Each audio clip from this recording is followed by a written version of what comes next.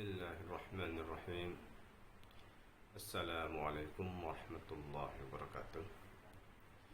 Alhamdulillahirabbil alamin, wassalatu wassalamu ala asyrafil anbiya'i wal mursalin sayyidina wa maulana Muhammadin wa ala alihi washabbihi ajmain, amma ba'du. Sahabat sekalian, jemaah sekalian yang saya hormati, sering sekali kita mendapatkan ataupun menemukan fatwa-fatwa terkait dengan ilmu mantik. Banyak yang mengatakan bahwasanya belajar daripada ilmu mantik itu diharamkan. Sesungguhnya terkait pengharaman ilmu mantik ini punya sejarahnya. Mantik sesungguhnya merupakan ilmu logika. Menurut para ulama mantik atau almana tokoh ilmu mantik ini diletakkan guna meluruskan atau membenarkan pemikiran-pemikiran yang kiranya tidak rasional menjadi lebih rasional, sehingga kebenarannya bisa dipertanggungjawabkan. Ilmu mantik ini sesungguhnya sudah ada sejak adanya manusia. Secara fitrah manusia sudah dapat berlogika, sudah dapat berpikir logis. Namun kemudian ilmu mantik ini mulai dirapikan mulai zaman Plato, ya kan? Plato, dan dirapikan secara sistematis oleh muridnya Aristoteles. Jadi Aristoteles inilah yang merapikan, menstrukturisasikan ilmu mantik sehingga ia menjadi sebuah cabang ilmu yang sangat detail, yang sangat rapi. Pada masa penerjemahan buku-buku Islaman dari berbagai macam bahasa, termasuk penerjemahan filsafat dari bahasa Yunani, salah satu cabang ilmu yang juga mendapatkan perhatian umat Islam adalah ilmu mantik. Ilmu mantik ini sesungguhnya adalah logika Yunan, bukan hanya terkait dengan struktur bahasa, bukan hanya terkait dengan struktur berpikir, tetapi juga filsafat pandangan hidup masyarakat Yunan. Maka dalam ilmu mantik juga dibahas tentang al-jauhar, atau jauhar itu substansi yang ada di jagat raya. Jauhar itu oleh para ulama kalam atau oleh para filsuf dibagi menjadi dua. Substansi ini ada yang katif. Katif itu terkait dengan hal-hal yang sifatnya materi, dan jauhar yang latif. Latif itu yang lembut, yang non materi. Dari sini orang-orang Yunan mengatakan bahwasanya Tuhan itu juga dianggap sebagai al-jauhar, karena dia merupakan sebuah wujud. Jadi jauhar adalah segala sesuatu yang wujud. Ketika hal ini diterjemahkan ke dalam bahasa Arab, pengaruh wujud ini tetap, pengaruh jauhar ini tetap, sehingga di dalam bahasan ulama kalam, seperti halnya dalam kitab Syarhul Maqasid, disebutkan al-jauhar ini ada yang kathif, ada juga yang latif.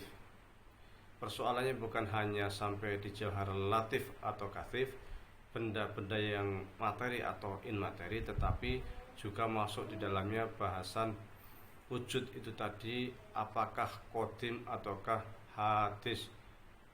Qadim itu artinya sifatnya azal, ada dengan adanya Tuhan, sementara hadis itu ciptaan yang wujud dari ketiadaan. Dua-duanya memang ada titik temu bahwasanya sesuatu yang wujud itu membutuhkan yang wajibul wujud, yang harus ada, yaitu Tuhan. Tetapi perbedaannya, yang hadis adalah dia muncul dari ketiadaan, sementara yang orang filsuf memandang tadi dia wujud karena ma'lul atau karena adanya Tuhan, sehingga alam raya disebut qadim. Kalam raya qadim ini ternyata juga diterjemahkan oleh para filsuf dan dipahami apa adanya, sehingga di dalam ilmu mantik Ibnu Sina misalnya, itu alam atau jauhar tersebut qadim. Inilah kemudian yang menjadi perdebatan di kalangan para ulama, sehingga terjadi pembaruan ilmu mantik termasuk di tangan ulama kalam. Ilmu mantik di tangan ulama kalam ini berbeda dengan ilmu mantik di tangan para filsuf. Ilmu mantik di tangan para filsuf masih terpengaruh filsafat Yunan, sehingga substansi pemikiran ilmu mantik baik Al-Farabi maupun Ibnu Sina itu masih sangat lekat dengan filsafat Yunani.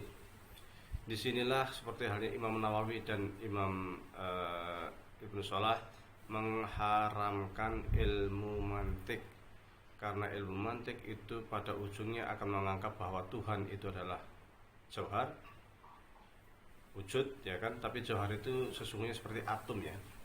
Jauhar kemudian akan mengatakan bahwa alam raya ini sifatnya qadim, dan ini menurut mereka itu haram. Bahkan Imam Ghazali sendiri dalam kitab Tahfudz al-Falasifah mengatakan bahwasanya mereka yang mengatakan alam raya yang sifatnya qadim itu pemikiran mereka kafir, sehingga Al-Farabi dan Ibnu Sina dianggap pemikirannya oleh Al-Ghazali sebagai pemikiran yang kafir. Namun oleh ulama kalam kemudian ilmu mantik diterima dan dimodifikasi. Hal-hal terkait dengan filsafat Yunani yang menurut mereka tidak sesuai dengan hukum Islam, dengan syariat Islam, mereka ganti. Maka terkait dengan jauhar tadi, misalnya mereka mengatakan jauhar tetap barangkali tetap ada dua, jauhar latif dan jauhar katif. Namun mereka mengatakan bahwa Allah itu tidak bisa disebut jauhar. Bagi mereka jauhar itu adalah ciptaan selain Allah. Adapun jauhar latif itu bukan Allah, tetapi hal-hal yang inmateri seperti halnya malaikat ataupun jin dan lain sebagainya yang sifatnya itu non materi. Adapun yang materi seperti manusia, alam raya inilah yang disebut dengan jauhar jauhar katif atau benda-benda padat. Terkait dengan qadim atau hadis juga mereka mengatakan semua jauhar itu hadis, semua jauhar itu ciptaan, karena Allah tidak dapat disebut sebagai jauhar, karena Allah adalah Tuhan pencipta al-jauhar, pencipta atom. Oleh karenanya mereka seleksi dan mereka perbaharui ulang, terutama di tangan Al-Ghazali. Al-Ghazali ini termasuk ulama kalam, termasuk filsuf yang sangat fanatik terhadap ilmu mantik, sehingga di dalam Al-Mustasfa beliau memasukkan ilmu mantik sebagai mukaddimah di dalam ilmu usul fiqh. Memang ada beberapa perubahan istilah oleh Al-Ghazali, namun yang berkembang tetap istilah-istilah yang umum dipakai oleh ulama mantik, namun dengan modifikasi membersihkan dari paham-paham filsafat Yunan oleh ulama kalam.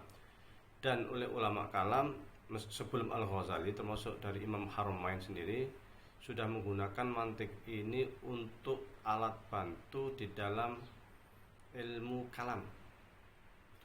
Awalnya ilmu kalam ini hanya bertumpu pada qiyas ghaib ala syahid, yaitu menjadikan dalil alam fisik untuk membuktikan alam metafisik, tapi kemudian juga menjadikan alat bantu lain di dalam berargumen, yaitu ilmu mantik. Namun ilmu mantik versi ulama kalam dan bukan ilmu mantik versi para filsuf. Ini di zaman Al-Ghazali, dan kemudian setelah Al-Ghazali ini ilmu mantik kaitan erat dengan ilmu kalam, sehingga di dalam kitab-kitab mukaddimah ilmu kalam itu selalu ada bahasan ilmu mantik. Demikian juga dalam usul fikih sering juga dimasukkan bahasan mantik. Bahkan Yasin Al-Faddani, salah seorang ulama dari Padang yang menjadi guru para ulama Nusantara di Arab Saudi, Hijaz pada waktu itu, juga beliau menuliskan ilmu mantik untuk mempermudah para santrinya belajar ilmu usul fikih, sehingga antara mantik dan usul fikih ini menjadi bahasan yang sangat erat. Memang ada beberapa ulama yang menolak ilmu mantik, seperti halnya Imam Suyuti dalam kitab Shaunul Mantik, jadi menolak ilmu mantik secara ilmiah. Juga oleh Imam Ibnu Taimiyah di dalam kitabnya Ar-Raddu 'alal Mantiqiyin, dan juga Naqdul Mantik. Ar-Raddu 'alal Mantiqiyin itu mengkantar para ulama logika, mana tokoh. Naqdul mantik itu gugurnya ilmu mantik. Baik Imam Suyuti maupun Ibnu Taimiyah berusaha untuk mengkantar ilmu mantik secara ilmiah, dan mereka mengatakan sesungguhnya ilmu mantik ini sekadar olah fikir yang tidak ada gunanya, karena manusia lahir sudah bisa berpikir. Menurut mereka sesungguhnya yang dibutuhkan umat Islam itu bukan sekedar logika, olah pikir, tetapi eksperimental, penelitian ilmiah. Karena penelitian ilmiah inilah yang akan menjadikan dunia Islam maju, bukan hanya sekedar olah fikir. Maka yang diinginkan oleh Ibnu Taimiyah sesungguhnya adalah qiyas usuli yang bertumpu pada ilat hukum. Karena qiyas usuli inilah bukan qiyas Aristoteles. Qiyas usuli itulah sifatnya membumi. Qiyas-qiyas yang dilakukan oleh ulama usul ini sifatnya membumi dan bertumpu kepada studi empiris, bukan kepada muqaddimah kubra, premis mayor, premis minor, dan kemudian konklusi, bukan, tetapi bertumpu kepada hal-hal yang sifatnya empiris dan penelitian ilmiah. Maka dari sinilah kemudian umat Islam bisa maju. Pemikiran Ibnu Taimiyah sungguhnya adalah bagus dan disambut baik di dunia barat juga, dan menjadi tumpuan atau kemajuan perkembangan sains barat. Dan sesungguhnya kalangan umat Islam sendiri telah meletakkan mantik usuli ini sudah lama sejak Imam Asy-Syafi'i.